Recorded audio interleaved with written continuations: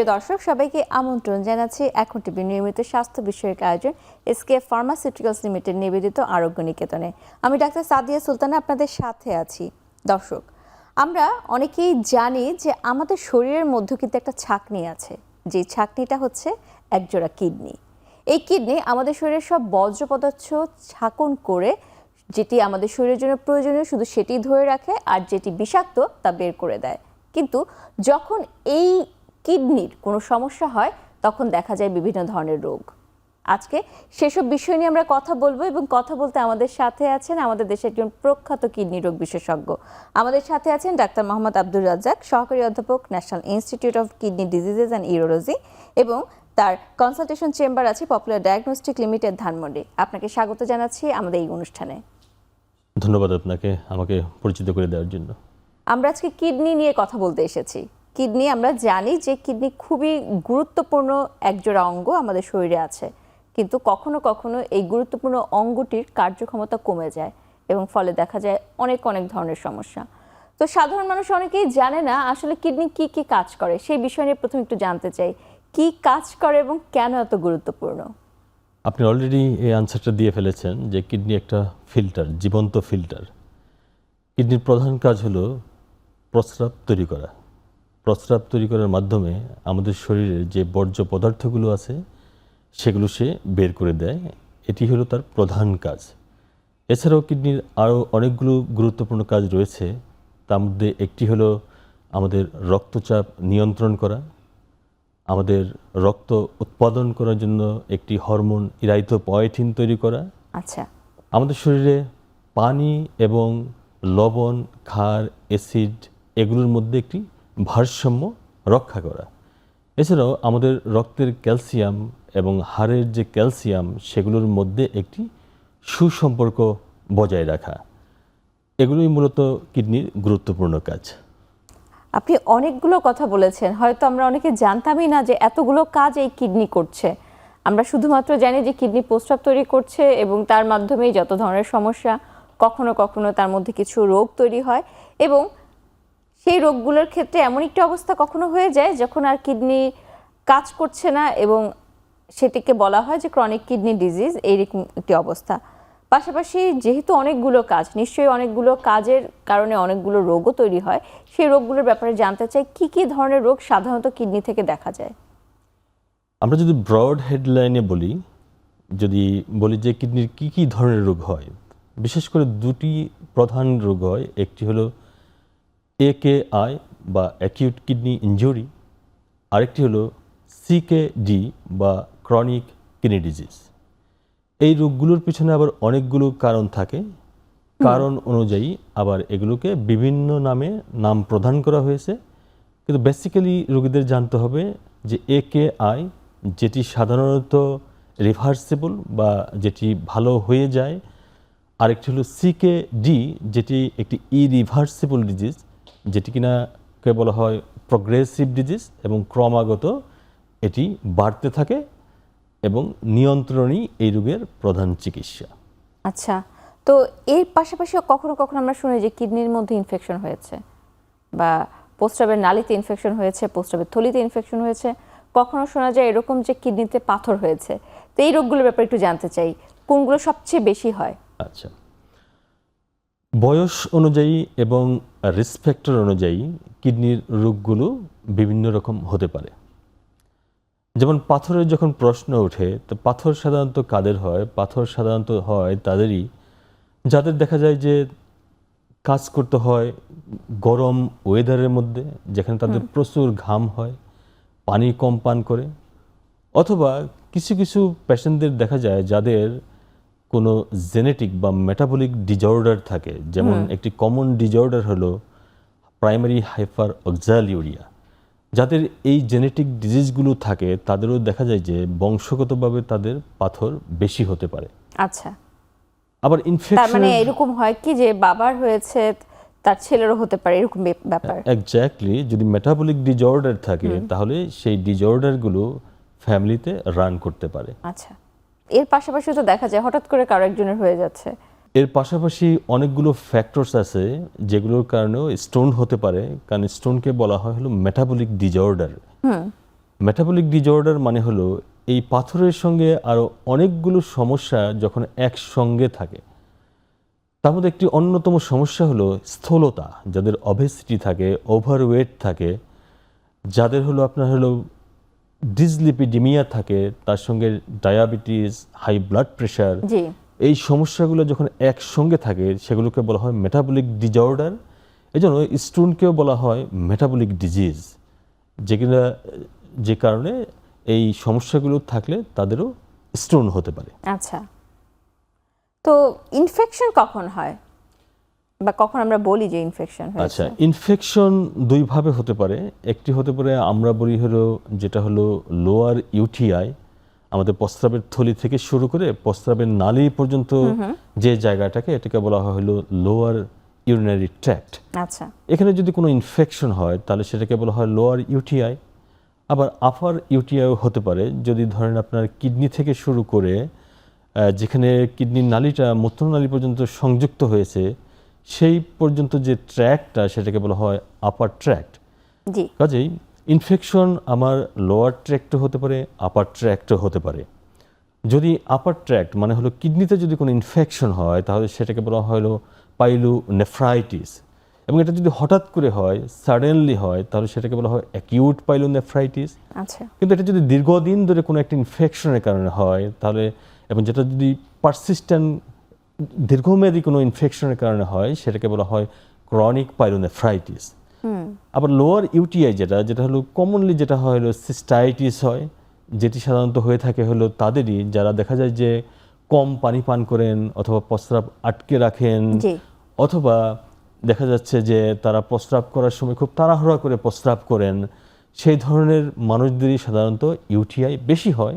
এছাড়াও কিছু risk factor থাকে যেগুলোও কিন্তু এখানে দায়ী, যেমন ডায়াবেটিক পেশেন্ট, যারা ইমিউনোকম্প্রোমাইজড পেশেন্ট, যেমন যাদের কিডনি ট্রান্সপ্লান্ট হয়েছে, তাদের রোগ প্রতিরোধ ক্ষমতা অনেক কম থাকে, যার কারণে দেখা যায় খুব সহজে তারা ইনফেক্টেড হয়ে যান, তাদের প্রস্রাবে ইনফেকশন হয়, এবং তাদের আপার এবং লোয়ার ইউটিআই দুটিই কিন্তু খুব কমন।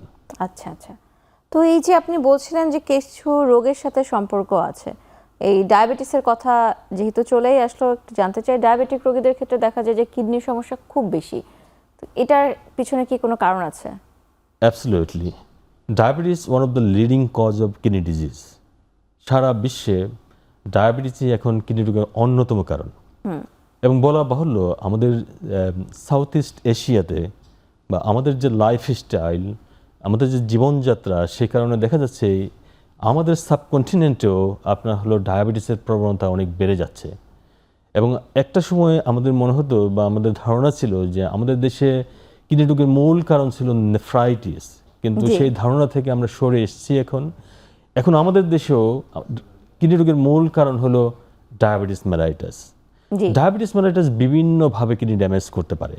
সে সরাসরি কিডনির ফিল্টারকে ড্যামেজ করে, যখন ফিল্টার ড্যামেজ হয় তখন ফিল্টারের ভিতর দিয়ে প্রোটিন লিক করে, এবং যখন প্রোটিন লিক করতে থাকে এটি কিন্তু শুধুমাত্র কিডনির মধ্যে সীমাবদ্ধ থাকে না। একজন ডায়াবেটিক পেশেন্টের যদি প্রস্রাবের সঙ্গে প্রোটিন লিক করে, তখন রোগীকে বুঝতে হবে যে সে একদিকে যেমন কিডনি ড্যামেজের ঝুঁকিতে আছে, একই সাথে তার হার্ট অ্যাটাক এবং স্ট্রোকের ঝুঁকিও কিন্তু অনেক বেশি। আচ্ছা, কারণ ডায়াবেটিস থেকে তার কিছু মাইক্রোভাস্কুলার রক্তনালীর ক্ষুদ্র যে অংশগুলো আছে সেগুলোর মধ্যে কিছু চেঞ্জ হয়, সেগুলোকে বলা হয় আপনার হলো কার্ডিওভাস্কুলার চেঞ্জ। যে চেঞ্জগুলোর কারণে তার একদিকে যেমন কিডনি রোগ, হার্ট অ্যাটাক, স্ট্রোক, এই মেজর যে ক্যাটাস্ট্রফিক যে প্রবলেমগুলো সেগুলো সে ফেস করবে। তো ডায়াবেটিসের কথা যেমন বললেন, আপনি একটু আগে উচ্চ রক্তচাপের কথাও বলছিলেন, এটির সাথে কিভাবে সম্পর্ক? ডায়াবেটিস এবং উচ্চ রক্তচাপ একসঙ্গে চলে, কারণ এগুলো হলো মেটাবলিক ডিজঅর্ডার। যখন কোনো একজন মানুষের মধ্যে একটি মেটাবলিক ডিজঅর্ডার থাকে, তার মধ্যে আরও অনেকগুলো ডিজঅর্ডার থাকবে, এটি স্বাভাবিক। বিশেষ করে ডায়াবেটিস থেকে যখন কিডনি রোগ হয় তখন ব্লাড প্রেশার বাড়তে থাকে। অনেকেই মনে করে কিডনি রোগ হওয়ার পরে যখন তার ব্লাড প্রেশার বেশি পাওয়া যায়, জি। আপনি জিজ্ঞেস করে দেখবেন তারা বলবে যে আমার কিডনি রোগ হয়েছে হাই ব্লাড প্রেশারের কারণে। অনেক ক্ষেত্রে এটি সত্য নয়, বরং ডায়াবেটিসের কারণে যখন কিডনি ড্যামেজ হতে থাকে তখন ব্লাড প্রেশার বাড়তে থাকে। তার কারণ আমরা শুরুতেই বলেছি কিডনি কি কাজ করে। কিডনি একটি গুরুত্বপূর্ণ কাজ হলো ব্লাড প্রেশার রেগুলেট করা। জি। যখনই কিডনি কাজ করতে না পারে, যখনই এই রেগুলেশনটা মেনটেন করতে না পারে, তখনই কিন্তু ব্লাড প্রেশার বাড়তে থাকে। তার মানে ডায়াবেটিসের সঙ্গে কিডনি রোগ এবং হাই ব্লাড প্রেশারের একটি সুনিবিড় সম্পর্ক রয়েছে। আচ্ছা, তো এই যে ডায়াবেটিসই বলি, উচ্চ রক্তচাপই বলি, সব ক্ষেত্রে একটি সমস্যা দেখা যায় যে খুব সমস্যাটি জটিল না হওয়ার আগ পর্যন্ত বোঝা যায় না যে তার আসলে কিডনিতে কোনো সমস্যা হয়েছে। বা অনেক ক্ষেত্রে দেখা যায় বিভিন্ন সময় চিকিৎসকরা বলেন যে আপনি এই পরীক্ষা করেন, ওই পরীক্ষা করেন, তখন পরীক্ষার রিপোর্ট নিয়ে আসার পরে বলে যে তার কিডনিতে সমস্যা, অথচ রোগীর মনে হয় যে তার তো আসলে কোনো ধরনের উপসর্গই নেই। তো উপসর্গবিহীন এই যে কিডনির রোগগুলো হয়ে যাচ্ছে, এটি কেন হচ্ছে এবং আসলে কি কি দেখলে একজন সাধারণ মানুষ বুঝবে যে তার রোগ হতে পারে? হ্যাঁ, এটি একটি খুব ইন্টারেস্টিং বিষয়। স্পেশালি যে ক্রনিক কিডনি ডিজিজ যেগুলো হয়, সেগুলোতে উপসর্গ থাকে না। কেন থাকে না? আমাদের যে কিডনি তৈরি হয়, সেগুলো তৈরি হয় হলো ফিল্টার দিয়ে, যেগুলোকে বলা হয় গ্লোমেরুলাস। আমাদের দুটি কিডনিতে প্রায় 1.5 লক্ষ করে প্রায় 3 লক্ষ এই গ্লোমেরুলাস থাকে বা ফিল্টার থাকে। খুব ইন্টারেস্টিং বিষয় হলো যে এই যে ফিল্টারগুলো বা গ্লোমেরুলাসগুলো, নেফ্রনগুলো, এগুলো কিন্তু সবগুলো একসাথে কাজ করে না। অনলি 20 to 25% নেফ্রন কাজ করে, আর বাকি 70 to 75% নেফ্রন রিজার্ভ ফোর্স হিসেবে কাজ করে। আচ্ছা, যার কারণে দেখা যায় যে কিছু নেফ্রন যখন ড্যামেজ হয়ে যায়, তখন রিজার্ভ ফোর্স থেকে বাকি নেফ্রনগুলো এসে ব্যাকআপ দিচ্ছে।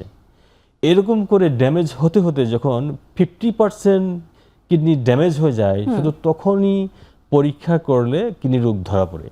কিন্তু সেটি শুধুমাত্র পরীক্ষা করলে। 50% ড্যামেজ হওয়ার পরে আমরা পরীক্ষা করলে ধরতে পারবো। বাট আমরা যদি রোগীর লক্ষণ বা ক্লিনিক্যাল সাইন সিমটমস দেখে যদি কিডনি রোগ ধরতে চাই, জি, তাহলে সেক্ষেত্রে কিডনি ড্যামেজ হতে হবে 85 to 90%। কেননা কারণ এই বাকি সময়টুকু রিজার্ভ ফোর্স পেশেন্টকে সার্ভিস দিচ্ছিল, যার কারণে তার কিডনি ফাংশনাল স্ট্যাটাস অনেক কম্প্রোমাইজড হলেও সে বুঝতে পারছে না। ধন্যবাদ। তো এই যে কিডনি রোগগুলো হচ্ছে, এই রোগগুলো তো আস্তে আস্তে বেড়ে যাচ্ছে বাংলাদেশ সহ সারা বিশ্বে। এ নিয়ে কিছু প্রশ্ন এবং উত্তর জানতে চাইবো, তার আগে এখন একটি বিরতির সময় হয়েছে।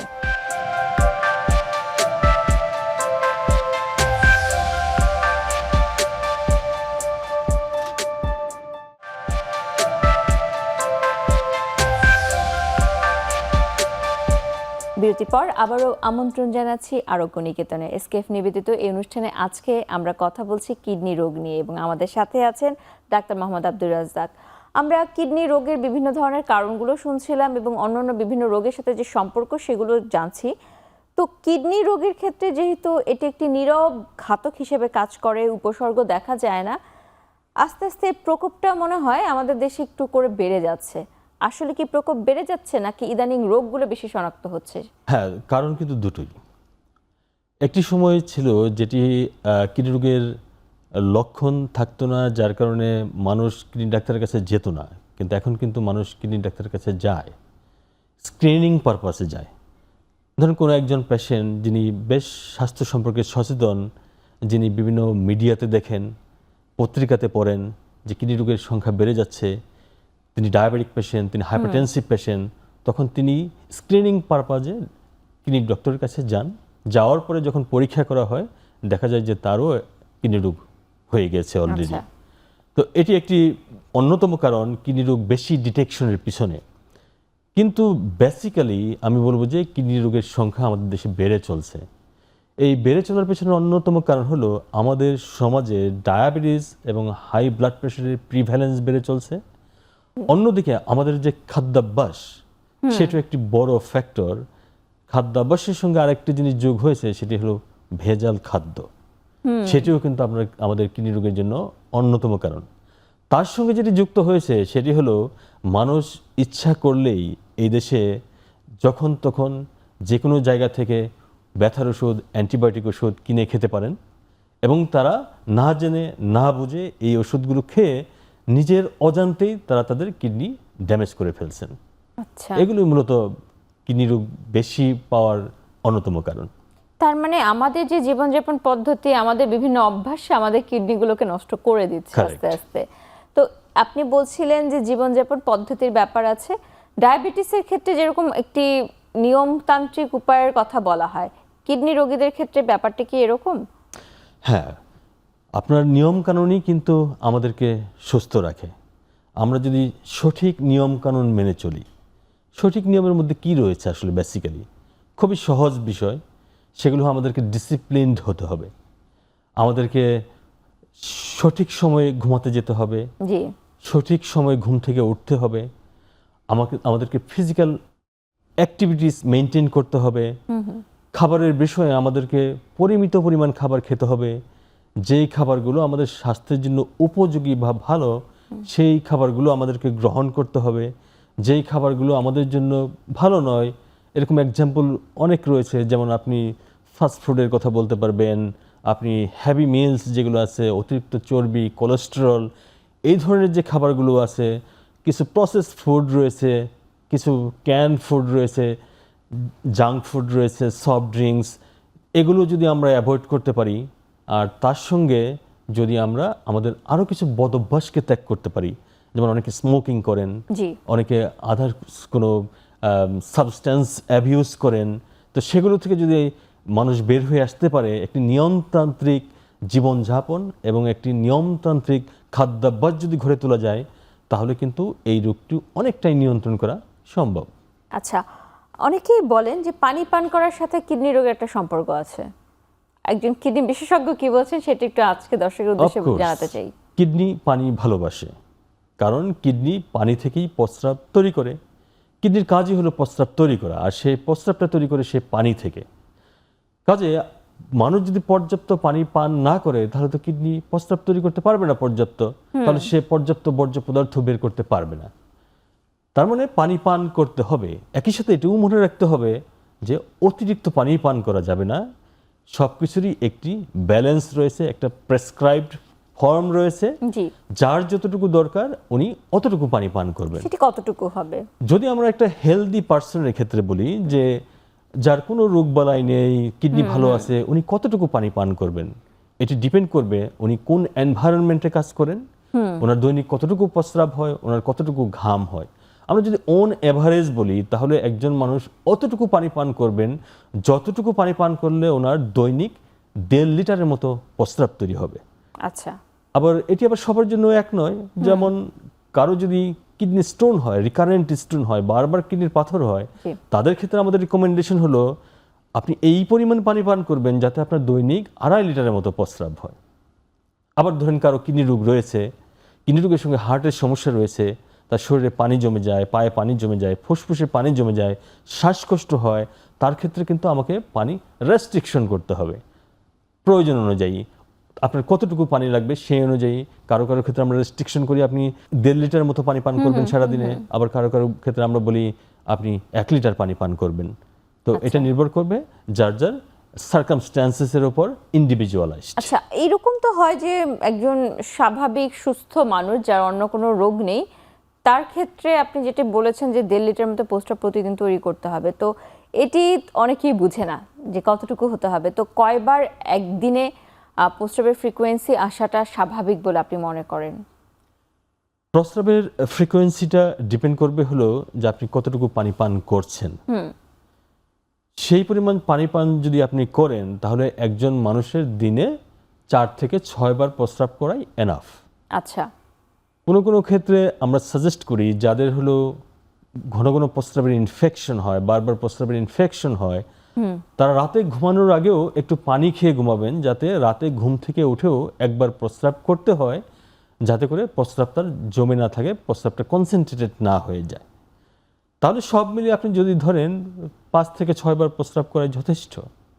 তো এখন তো অনেকে আছে কর্মজীবী, নারী পুরুষ, বিশেষ করে নারীদের ক্ষেত্রে এরকম হয় যে তারা অনেকের মধ্যে এই অভ্যাসটা থাকে যে সকালবেলা বাসা থেকে তারা একবার ওয়াশরুমে গেল এবং রাতে বাসায় ফিরেই গেল, বিভিন্ন কারণে এরকম একটি অবস্থা হয়। এটি কতটুকু নিরাপদ?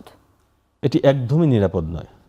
এবং আমাদের কাছে যে পেশেন্টগুলো আসেন প্রস্রাবের ইনফেকশন নিয়ে, স্পেশালি ফিমেল যে পেশেন্ট যারা, তাদের ক্ষেত্রে প্রায়ই দেখা যায় যে এই সমস্যাগুলো থাকে। এটা একটা কারণও রয়েছে, আমাদের যে সোশ্যাল ফ্যাক্টর সেটাও কিন্তু একটা ইম্পর্টেন্ট ব্যাপার। নারীদের জন্য কিন্তু পর্যাপ্ত শৌচাগার বলেন, টয়লেট বলেন এগুলো কিন্তু বাইরে অ্যাভেলেবল থাকে না, যার কারণে তারা বাধ্য হয়ে কিন্তু এই কাজগুলো করেন। অনেকে যেটা করেন যে বাসা থেকে অল্প পানি পান করে বের হন জি জি এবং সারাদিন আর কোনো পানি পান করেন না। কেন? তার টার্গেট হবে হলো আবার বাসায় এসে নিয়ে আবার পেশাব করবেন। এই কারণে যেটা হচ্ছে তার প্রস্রাবের পরিমাণ কম হচ্ছে, প্রস্রাব অনেক ঘন হয়ে যাচ্ছে, কনসেন্ট্রেটেড হয়ে যাচ্ছে, যার কারণে কিন্তু তার প্রস্রাবের ইনফেকশনের ঝুঁকি কিন্তু বেড়ে যাচ্ছে।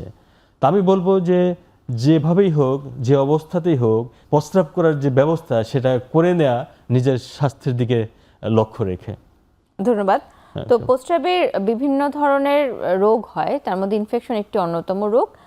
অনেকে আছে এরকম জ্বালাপোড়া হয় এবং বারবার হয়, তারা কয়েকদিন পর পর অ্যান্টিবায়োটিক গ্রহণ করে, আবার কিছুদিন পরে দেখা যায় একই সমস্যার মধ্যে ভুগছে। এটির পিছনে কি কোনো নির্দিষ্ট রোগের দায় আছে কিনা? হ্যাঁ, কিছু রোগী আছেন যাদের হলো প্রস্রাবের জ্বালাপোড়া হয় এবং পরীক্ষা করলে তাদের প্রস্রাবের ইনফেকশন পাওয়া যায় এবং অ্যাপ্রোপ্রিয়েট অ্যান্টিবায়োটিক দিলে সেটি ভালো হয়ে যায়। আবার আমাদের কাছে এমন কিছু রোগী আসেন, বিশেষ করে ইয়াং পেশেন্ট আসেন কিছু, তাদের দেখা যায় যে বহুদিন ধরে, বহু বছর ধরে প্রস্রাবের জ্বালাপোড়া হয়, কিন্তু পরীক্ষা করলে কোনো সমস্যা পাওয়া যায় না। জি এই শ্রেণীর যে রোগী তাদেরকে এই যে লক্ষণগুলো বা সিমটমসগুলো এগুলোকে বলা হয় ইউরেথ্রাল সিনড্রোম। দেখা যায় বেসিক্যালি এগুলোর সাথে ইনফেকশনের কোনো রিলেশন নেই, এগুলোর সঙ্গে রিলেশন আছে অন্যান্য কিছু ফ্যাক্টরের। দেখা যায় যে তাদের মধ্যে কিছু অ্যাংজাইটি থাকে, তারা কিছু অস্থিরতায় ভুগেন, জি অথবা তারা দেখা যায় যে অতিরিক্ত পরিমাণে চা কফি এগুলো পান করেন, যেগুলোর কারণে দেখা যাচ্ছে তাদের এই সিনড্রোমগুলো হয়, যেগুলোর সাথে ইনফেকশনের সম্পর্ক নাই। আমরা অনেকক্ষণ ধরে ইনফেকশন নিয়ে কথা বললাম। কিডনিতে আরো অনেক গুরুত্বপূর্ণ রোগ আছে, এর মধ্যে একটি হচ্ছে কিডনি নষ্ট হয়ে যাওয়া জাতীয় যে রোগগুলো আছে, সেই রোগগুলোর ব্যাপারে জানতে চাই। কি কি কারণে কিডনি নষ্ট হয়ে যাওয়া জাতীয় রোগগুলো হয়? আপনি যদিও প্রথমে কিছু কারণ বলেছিলেন যে অ্যান্টিবায়োটিক, ব্যথার ঔষধ, এর বাইরে আর কিছু কি আছে কিনা? হ্যাঁ, আমরা অলরেডি বলে ফেলেছি অনেকগুলো গুরুত্বপূর্ণ কারণ। আরও কিছু গুরুত্বপূর্ণ কারণ কিন্তু আমাদের বলা হয়নি। তার মধ্যে একটি হলো নেফ্রাইটিস, গ্লোমেরুলোনেফ্রাইটিস। এই যে নেফ্রাইটিস, এই রোগটি হলো কিডনির যে নেফ্রন বা যে ফিল্টার, সেই ফিল্টারের নিজস্ব রোগ। এই নেফ্রাইটিস রোগগুলো বিভিন্ন কারণে হতে পারে, কিডনির ভিতর থেকে অটোমেটিক্যালি হতে পারে, অথবা বাইরের কোনো ফ্যাক্টরের কারণে হতে পারে, যেমন কোনো একটা ইনফেকশনের কারণে হতে পারে, কোনো একটা মেটালস দিয়ে হতে পারে, হ্যাভি মেটালস দিয়ে হতে পারে। যেমন কিছু মেডিকেশনস আছে, যেমন কিছু হোমিওপ্যাথিক আয়ুর্বেদিক মেডিকেশন, সেগুলোর মধ্যে কিছু ইনগ্রেডিয়েন্টস থাকে, হ্যাভি মেটালস থাকে, মার্কারি থাকে, যেগুলো আচ্ছা। কিন্তু কিডনি ড্যামেজ করতে পারে। কিন্তু কেউ তো বুঝে না যে কি কি আছে। আমরা তো খুব আসলে আস্থা, জানিও না হ্যাঁ। এগুলোর মধ্যে কি আছে। আস্থা আছে একটা এগুলোর ব্যাপারে, দেখি Correct. মানুষজনের। এছাড়াও আমরা চুলের কালার করি, বিভিন্ন ধরনের ডাই ইউজ করি, এগুলোর মধ্যে কিন্তু হ্যাভি মেটালস থাকে, যেগুলো থেকেও কিন্তু কিডনি রোগ হতে পারে। এবং এই চুলের কালার বা ডাই থেকে যে কিডনি রোগ হয়, এগুলোর উপরে কিন্তু বেশ কয়েকটি আপনার রিসার্চ পেপার রয়েছে যারা প্রুভ করেছেন যে কিডনি ড্যামেজ হওয়ার পেছনে এই ডাইগুলো জড়িত রয়েছে। এছাড়াও ধরুন আপনার বংশগত কিডনি রোগ হয়, যেমন বংশগত কিছু সিস্টিক কিডনি ডিজিজ হয়, যেগুলোকে বলা হয় এডিপিকেডি বা পলিসিস্টিক কিডনি ডিজিজ, যেগুলো বংশের মধ্যে প্রবাহিত হয়, বাবার থাকলে সন্তানের হয়, সন্তান থেকে তার সন্তানদের মধ্যে, আচ্ছা। এইভাবে বংশানুক্রমে সেগুলো প্রবাহিত হতে থাকে। এছাড়াও আরও কিছু রোগ রয়েছে, বংশগত রোগ, যেগুলো যেমন আমরা এলপোর্ট সিনড্রোম বলি।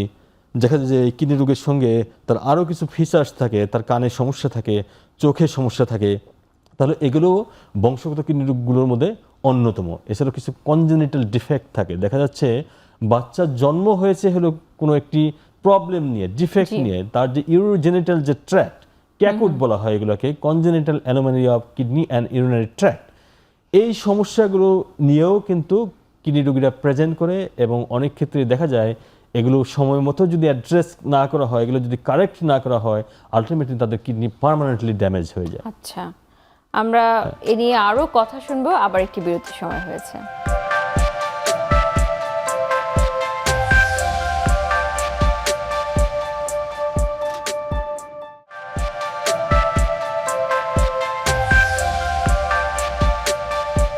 বিরতির পর আবারও আমন্ত্রণ জানাচ্ছি এসকেএফ নিবেদিত আরোগ্য নিকেতনে। আজকে আমরা কথা বলছি কিডনি রোগ নিয়ে এবং আমাদের সাথে আছেন ডাক্তার মোহাম্মদ আব্দুর রাজ্জাক। আমরা কিডনি রোগের বিভিন্ন কারণগুলো শুনছিলাম। তো কিডনি যেহেতু রোগগুলো হয় খুব নীরবে, এবং যখন এই নীরবে কোনো রোগ হয় তখন আমরা বলি যে নিয়মিত কিছু পরীক্ষার মাধ্যমে একটু যাচাই বাছাই করা ভালো যে রোগগুলো হচ্ছে কিনা। কিডনি রোগের ক্ষেত্রে কি ধরনের পরীক্ষা নিয়মিত করা উচিত এবং কতদিন পর পর করা উচিত?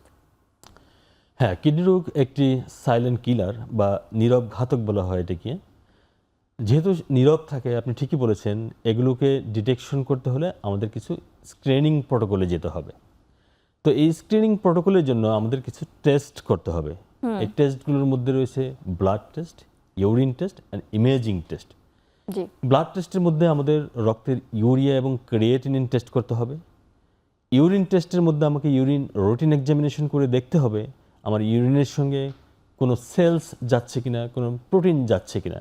জি। সেলসের মধ্যে যেমন কোনো রেড সেল, হোয়াইট সেল যাচ্ছে কিনা।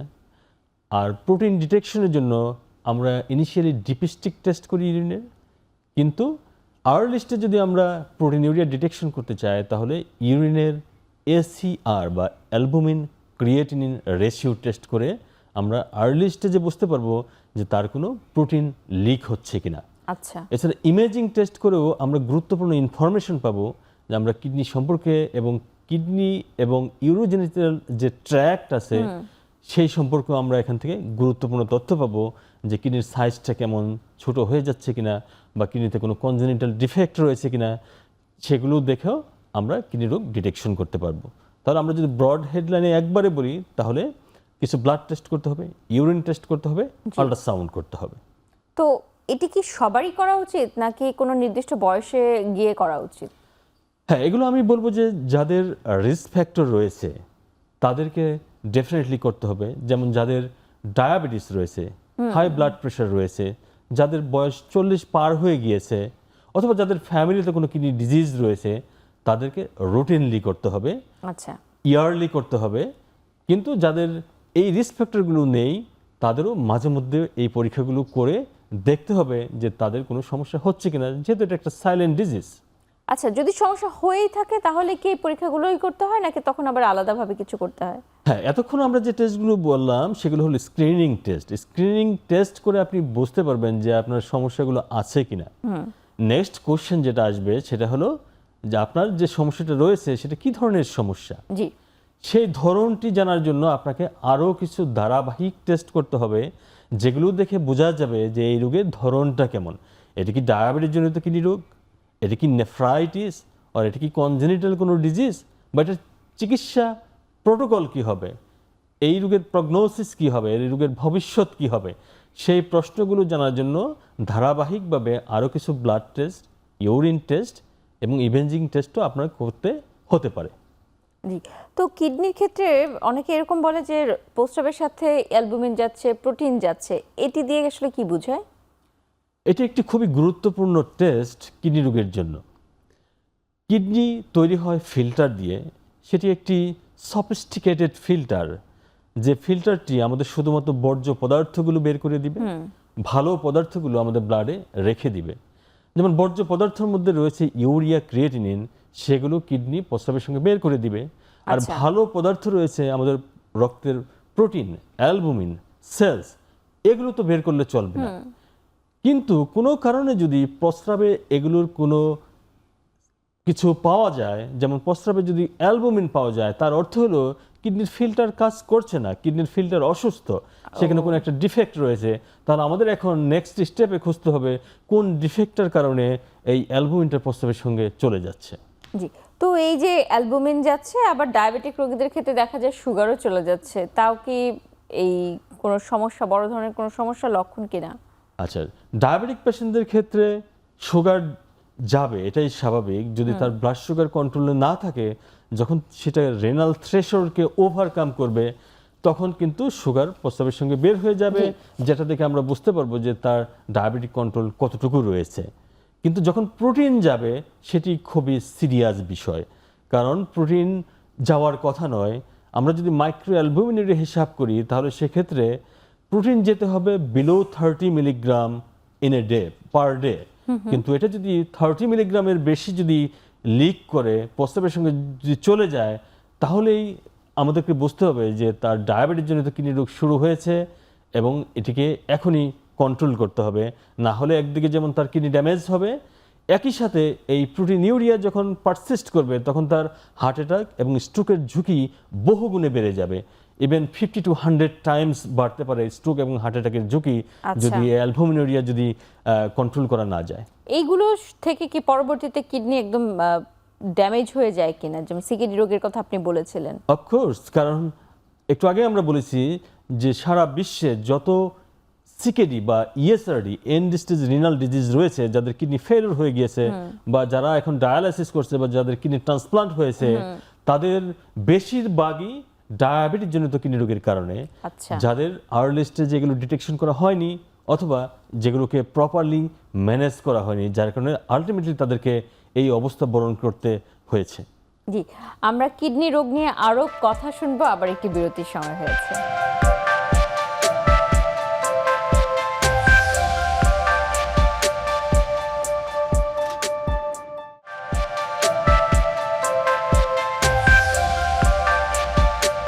প্রিয় দর্শক, বিরতির পর আবারও আমন্ত্রণ জানাচ্ছি এসকেএফ নিবেদিত আরোগ্য নিকেতনে। আজকে আমরা কথা বলছি কিডনি রোগ নিয়ে এবং আমাদের সাথে আছেন ডাক্তার মোহাম্মদ আব্দুর রাজ্জাক। আমরা শুনছিলাম কিডনি রোগের বিভিন্ন কারণগুলো, শুনছিলাম কি কি পরীক্ষা করতে হবে ইত্যাদি। তো সবাই তো চায় সমাধান নিতে, এবং কিডনি রোগের ক্ষেত্রে সমাধানের এমন একটি অবস্থা চলে যায় যখন বলা হয় যে না, আপনার বোধহয় কিডনিটিকে পাল্টিয়ে ফেলতে হবে, প্রতিস্থাপন করতে হবে, যেটিকে সাধারণভাবেই বলি আমরা ট্রান্সপ্লান্ট করা। এই বিষয়টি কখন যে নির্ধারিত হয়? দেখুন, আমরা আগে শুরু করেছিলাম যে কিডনি রোগের দুটো ব্রড হেডলাইন্স রয়েছে। একটি হলো AKI, অ্যাকিউট কিডনি ইনজুরি, যেটি রিকভার করে, যেটি ভালো হয়ে যেতে পারে। আরেকটি রয়েছে CKD বা ক্রনিক কিডনি ডিজিজ, যেটি ভালো হয় না বরং এটি দিন দিন খারাপ হতে থাকে। চিকিৎসার মাধ্যমে এটিকে স্লো করা যায় এবং কিছু ক্ষেত্রে দেখা যায় এগুলো আলটিমেটলি কিডনিকে সম্পূর্ণরূপে ড্যামেজ করে ফেলে। এবং যখন সম্পূর্ণরূপে ড্যামেজ করে ফেলে তখন এগুলোর চিকিৎসা পদ্ধতি রয়েছে RRT অথবা রিনাল রিপ্লেসমেন্ট থেরাপি। এই রিনাল রিপ্লেসমেন্ট থেরাপির মধ্যে রয়েছে দুটি বড় চিকিৎসা পদ্ধতি, একটি হলো ডায়ালাইসিস আর একটি হলো কিডনি ট্রান্সপ্লান্টেশন। তা আমরা যদি বলি এই ডায়ালাইসিস এবং কিডনি ট্রান্সপ্লান্টেশনের মধ্যে কোনটা প্রিফারেবল মডালিটিস অফ ট্রিটমেন্ট, তাহলে আমি বলবো হলো, শুধু আমি নই, বিশ্বব্যাপী সবাই এটিই জানে, কিডনি ট্রান্সপ্লান্টেশন হলো better option of treatment for end stage renal disease. কিন্তু এই যে ডায়ালাইসিস এবং যদি কিডনি প্রতিস্থাপনের কথা বলি, অবশ্যই প্রতিস্থাপন বেশি জটিল, ডায়ালাইসিস অপেক্ষাকৃতভাবে অ্যাভেলেবেল বা পাওয়া যায়, কিন্তু তারপরেও মানুষজন ডায়ালাইসিসের কথা বললে সাধারণভাবে মনে করে যে কি যেন কি, এবং করতে চায় না। এখনো অনেকের মধ্যে এই সমস্যাটি আছে, একটু তাই জানতে চাই ডায়ালাইসিস আসলে কি জিনিস। কিডনি রোগীদেরকে যখন বলা হয় যে আপনার ডায়ালাইসিস লাগবে, তখন উনি কোনোভাবেই এটি মেনে নিতে চান না। উনি সর্বাত্মক চেষ্টা করেন কিভাবে এই ডায়ালাইসিসটাকে অ্যাভয়েড করা যায়। এটি শুধু আমাদের সমাজেই নয়, বহির্বিশ্ব আমি দেখেছি কোনো মানুষই, কোনো জাতি গোষ্ঠীর মানুষই আসলে এই ডায়ালাইসিস চিকিৎসাটা মেনে নিতে চান না, কিন্তু আনফর্চুনেটলি তাদেরকে একসময় এটা মেনে নিতে হয়। তাহলে আসলে ডায়ালাইসিসটা কি? আমাদের কিডনি হলো আমাদের একটি ফিল্টার, যেটির কাজ হলো আমাদের বর্জ্য পদার্থ বের করা, তার সঙ্গে আরও অনেকগুলো গুরুত্বপূর্ণ কাজ করা। ডায়ালাইসিসের কাজ হলো এই কিডনির কাজটিকে আংশিকভাবে চালিয়ে নেওয়া। তার মানে হলো কিডনির যে ফিল্ট্রেশন যে ফাংশনটি, সেই কাজটি শুধুমাত্র ডায়ালাইসিস করতে পারে আংশিকভাবে। বলা হয় যদি কারো ডায়ালাইসিস খুব এডিকুয়েটলি হয়, একটা স্ট্যান্ডার্ড ডায়ালাইসিস হয়, তারপরেও আমাদের নর্মাল কিডনি যতটুকু কাজ করতে পারে, ফিল্ট্রেশন করতে পারে, তার মাত্র 20 to 25% ফিল্ট্রেশন এই ডায়ালাইসিসের মাধ্যমে সম্ভব। অন্যদিকে কিডনির আরও অনেকগুলো সিনথেটিক ফাংশন আছে। আমরা বলেছিলাম রক্ত উৎপাদন করা, ব্লাড প্রেশার রেগুলেশন করা, হরমোনাল ব্যালেন্স তৈরি করা, অ্যাসিড বেস ক্ষার, রক্তের লবণ পানির মধ্যে যে ভারসাম্য রক্ষা করা, সেগুলো কিন্তু ডায়ালাইসিস পারে না। শুধুমাত্র আংশিক রিপ্লেসমেন্ট, শুধুমাত্র কিছু বর্জ্য পদার্থ এবং কিছু এক্সেস ওয়াটারই শুধু ডায়ালাইসিস বের করতে পারে। জি, তো তারপরে তো ডায়ালাইসিস করা হচ্ছে এবং ডায়ালাইসিস করার পরেও দেখা যায় যে না, আর কাজ হচ্ছে না, এবং তখন প্রতিস্থাপন বা ট্রান্সপ্লান্টের কথা বলে। এই ট্রান্সপ্লান্টটা সবার জন্য কি প্রযোজ্য? হ্যাঁ, বিষয়টা হলো যখনই কোনো একজন মানুষের কিডনি ফেলিওর হয়ে যায়, আমরা বলি হলো সেকেন্ড স্টেজ 5, যখনই কারো কিডনির কার্যক্ষমতা 15%-এর নিচে নেমে আসে, তখন তার সামনে খোলা থাকে হলো দুটি রাস্তা, হয় ডায়ালাসিসের দিকে যাওয়া অথবা কিডনি ট্রান্সপ্লান্টেশন করা। জি। কিন্তু নিয়ম অনুযায়ী প্রতিটি পেশেন্টকে অফার করতে হয় কিডনি ট্রান্সপ্লান্টেশনের, কেননা কিডনি ট্রান্সপ্লান্টেশন হলো almost full replacement of kidney function. কারণ আমি বললাম যে ডায়ালাসিস করলে শুধু এখানে একটা পার্শিয়াল রিপ্লেসমেন্ট হচ্ছে, কিন্তু যদি কিডনি প্রতিস্থাপন করা হয় তাহলে কিডনির তার নিজস্ব কিডনি যে কাজগুলো করছিল তার সবগুলো কাজই কিন্তু সে এই নতুন কিডনি দিয়ে করে নিতে পারবে। সে তার কিডনিটা যদি খুব ভালো মতো কাজ করে তাহলে অলমোস্ট সে একটি স্বাভাবিক জীবন যাপন করবে। জি, অবশ্যই আমরাও সেই আশাই করি এবং আমাদের রোগীরাও যেন ভালো থাকে, এই পর্যন্ত না যেতে হয় সেই আশাও করছি। কিডনি ভালো রাখতে হলে অবশ্যই কিছু নিয়মকানুনের কথা আপনি শুরুতে বলেছিলেন এবং আমরা অনুষ্ঠানে যেহেতু শেষ পর্যায়ে চলে এসেছি, আবার আপনার মুখ থেকে শুনে নিতে চাই কি কি আসলে আমাদের বাদ দেওয়া উচিত এবং কি কি আমাদের গ্রহণ করা উচিত কিডনিকে সুস্থ রাখার জন্য। কিডনি ভালো রাখতে হলে আমাদেরকে আমাদের যে জীবনযাত্রার যে মান সেগুলোকে উন্নত করতে হবে। উন্নত করার অর্থ হলো আমাদেরকে ডিসিপ্লিনড হতে হবে, আমাদেরকে পর্যাপ্ত খেতে হবে কিন্তু সুষম খাবার খেতে হবে, আমাদেরকে পর্যাপ্ত পরিশ্রম করতে হবে, সেটা হলো মানসিক না শারীরিক পরিশ্রম করতে হবে। জি। আমাদেরকে পর্যাপ্ত পানি পান করতে হবে এবং সেটি হলো জেনে বুঝে চিকিৎসকের পরামর্শ অনুযায়ী। আর যে কাজগুলো করা যাবে না সেটি হলো যে যত্র তত্র ব্যথার ওষুধ, অ্যান্টিবায়োটিক জাতীয় ওষুধ চিকিৎসকের পরামর্শ ছাড়া কোনো ধরনের কোনো ঔষধ সেবন করা যাবে না। এবং কারো যদি কোনো ধরনের বদ অভ্যাস থাকে, কারো যদি স্মোকিং অথবা অন্য কোনো সাবস্ট্যান্স অ্যাবিউজের যদি কোনো অভ্যাস থাকে তাহলে সেগুলো পরিহার করতে হবে। তাহলে এগুলো যদি আমরা মোটামুটি করতে পারি তাহলে আশা করছি কিডনি ভালো রাখা সম্ভব।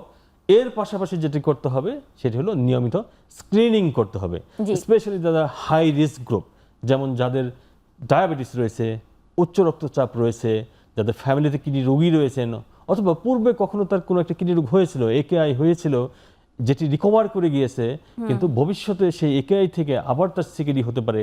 এর জন্য তাকে ইয়ারলি ফলো আপ করতে হবে যাতে করে আর্লি ডিটেকশন হয়, তাহলেই আর্লি চিকিৎসা শুরু করা যাবে এবং এন্ড স্টেজ রেনাল ডিজিজ বা কিডনি ফেইলিউর সেটি থেকে নিজেকে রক্ষা করা যাবে। অবশ্যই আমরা কথা বলতে বলতে অনুষ্ঠানের একদম শেষ পর্যায়ে চলে এসেছি। আপনাকে অসংখ্য ধন্যবাদ আপনার মূল্যবান সময় থেকে আমাদেরকে সময় দেওয়ার জন্য। আপনাকেও অসংখ্য ধন্যবাদ আমাকে এখানে আমন্ত্রণ জানানোর জন্য। প্রিয় দর্শক, আজকে এখানেই বিদায় নিতে হচ্ছে। ভালো থাকুন, সুস্থ থাকুন এবং অবশ্যই আপনার কিডনির যত্ন নিন, সচেতন থাকুন।